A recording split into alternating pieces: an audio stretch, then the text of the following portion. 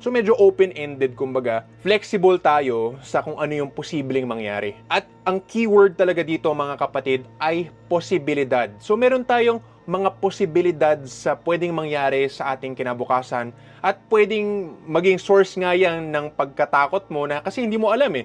Yung mga tao kasi natatakot sa hindi nila alam, kaya nga mas panghahawakan ng tao na meron silang paniniwala na ikakahon nila, ito ang mangyayari, ito ang pinaniniwalaan ko, kahit na hindi naman sila nakakasigurado dun sa ganun, para lang meron silang pakiramdam na mapayapa sila or may peace of mind. Dahil nga ay hindi nila alam yung mangyayari, sasabihin lang nila, alam natin yung mangyayari, ito mangyayari, pero hindi naman pala ganun ang mangyayari o hindi naman talaga ganun ang katotohanan.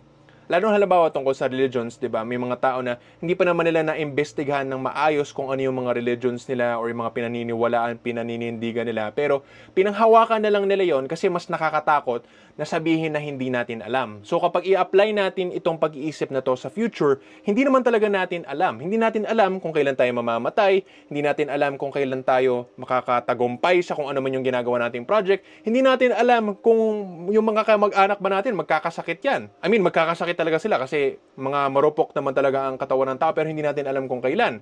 May mga hindi inaasahan ng pangyayari, pwedeng may maaksidente. Kapatid, kung nagustuhan mo ang video na ito at gusto mo ng mas detalyado at masinsinan na pag-aaral nga sa lahat ng mga tinuturo ko at maging katulad ko o di kaya ay mag-improve lang sa pangkalahatan sa self-improvement papuntang langit, sana makasali ka sa Sikihor Healer School.